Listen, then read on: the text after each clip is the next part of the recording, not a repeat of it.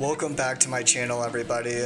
Today we're going to be doing a data analyst project together where we will be building the following chart, which is a current year chart that takes revenue and breaks it out by month and then compares each month against each other using the x-axis, which is days into the month, ranging from 1 to 31. So let's do this in SQL Server.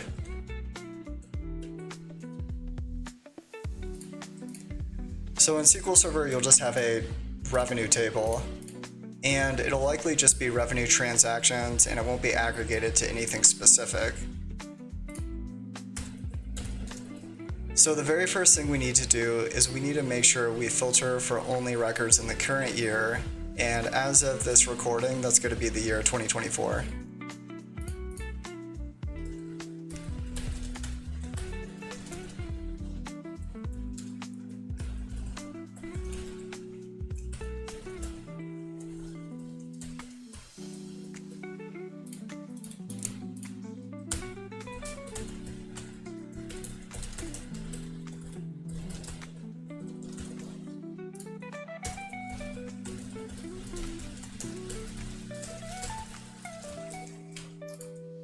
Okay, so I'll explain exactly what I did.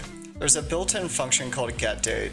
What that'll do is it'll take today's date, which is August 21st, and it'll use this date trunk and convert that value to the 1st of January 2024.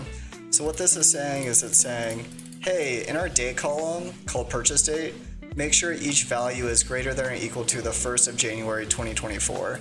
And I can prove to you that this filtering mechanism works, so. Cool, there we go. We just have values from 2024. Okay, great. So that is step one.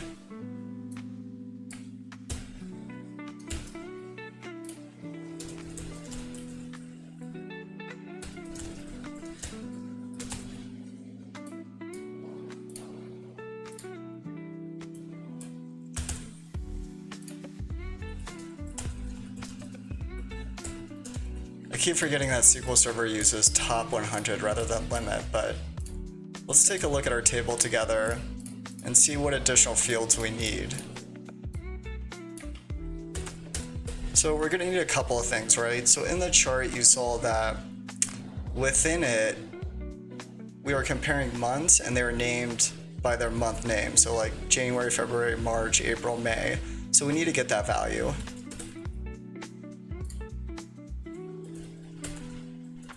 So take purchase date and then just do date name, call this month. We'll just call this month name. Now, the other thing we need to do is we need to do a little bit of date division, right? So you see on the x-axis, we have integers. In order to get those integers, we basically have to take the value from purchase date and subtract it from the first day of the month. Or actually in SQL Server, it's going to be the first day of the month minus the value in the purchase date will get us this value, this integer value here on the x-axis. So, but first we just need to get that first day of the month value. So we'll do that now.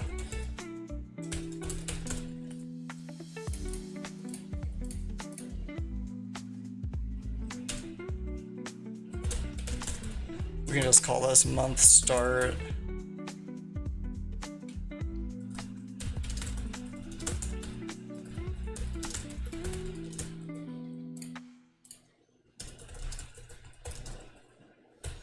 Okay, before going any further, I'm just going to show you that this works. Okay, so if you take the first row, we have May 29th, and the month start calculated field that we created worked. It's converting that value to May 1st. Awesome. Okay, now we basically just need to subtract these values to get the value on the x-axis.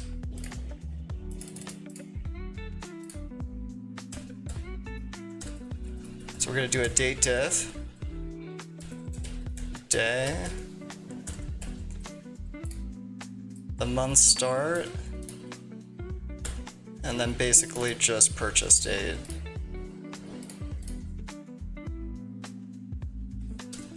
And we can just call this day difference. Let's see what this does. Okay, cool. I like it. So we need to change one thing, right? So if you're looking at row 9, you see that value which is 0.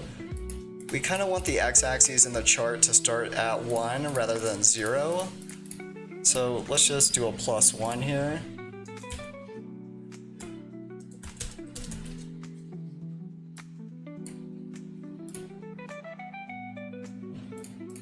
Cool, this is working. So let's remove the month start field since we don't need it. Let's also sum revenue. Remember, a coalesce basically just converts a null value to a 0 so that the summation still works.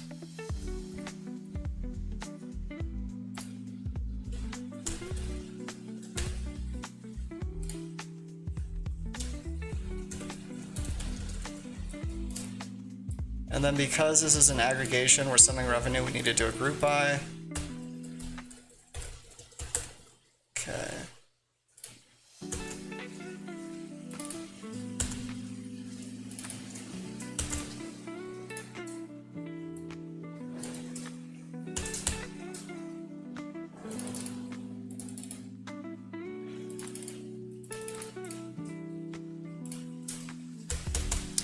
Okay, so I'm feeling pretty good about this. Let's run this. Inspect our data.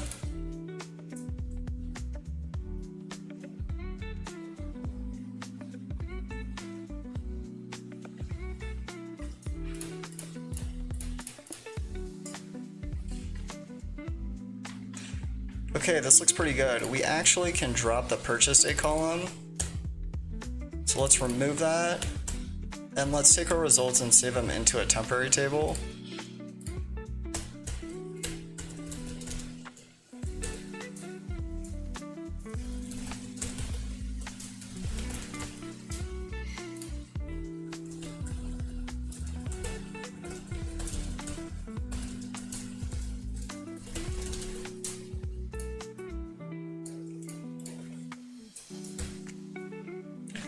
So we are taking this query, we are saving it into this temp table, and then here at the top, this just allows us to run and rerun this query without running into any errors.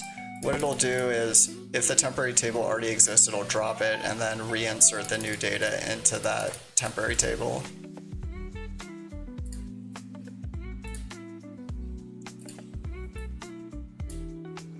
Okay, we're going places.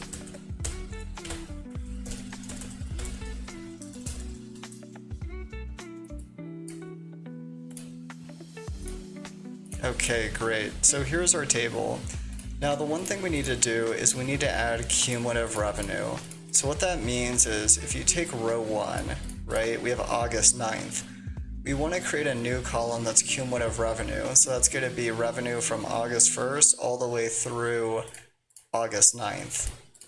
So remember, this is revenue by day and we're trying to create cumulative revenue. So we're going to do a self join. We're going to join revenue aggregation back to itself, and that'll help us create that cumulative revenue column. So let's do that now.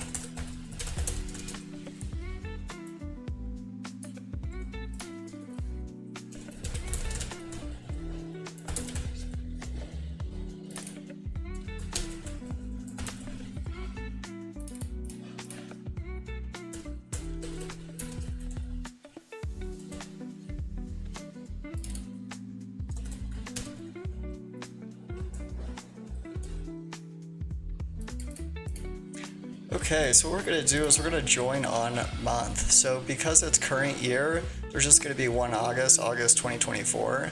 So we're going to join August to August. And then in the B table, we want to bring back the 9 revenue records. So from August 1st to August 9th. And we accomplish this through this condition right here, where the date difference is less than or equal to that of 9. So that'll include 9, 8, 7, all the way down to 1. and we will sum that revenue and get the cumulative value, and we will do that for every record in this table.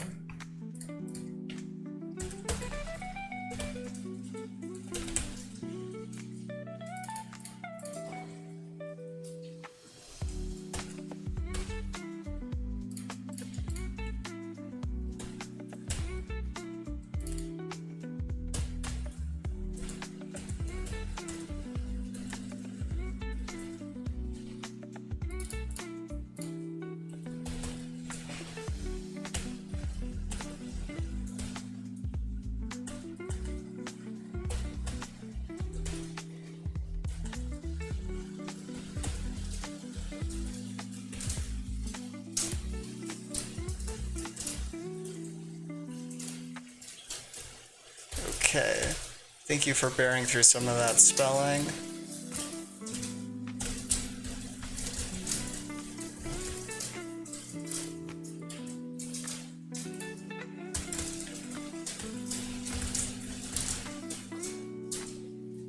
Okay, so we just accomplished this by adding our last part, which was the group by. And let's run this. All right. So we just finished the SQL portion. Let's take this over to Excel.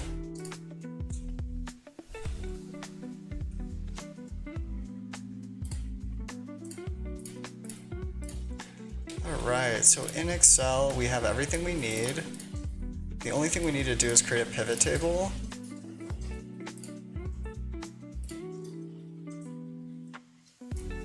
Let's put the month name across the top. The date difference there on the side. Sum revenue. Let's get rid of the blank. Go to design. Remove the grand totals.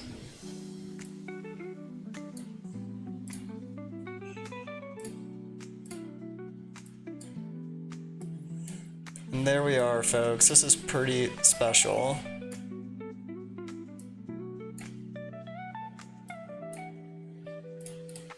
So we can move this down to the bottom of the legend. And then you can see that this brown line here is our unfinished month, which is August 2024. And you can compare that through this type of revenue pacing to the other completed months in our current year. So what I would recommend is you can highlight this, kind of make it more visible.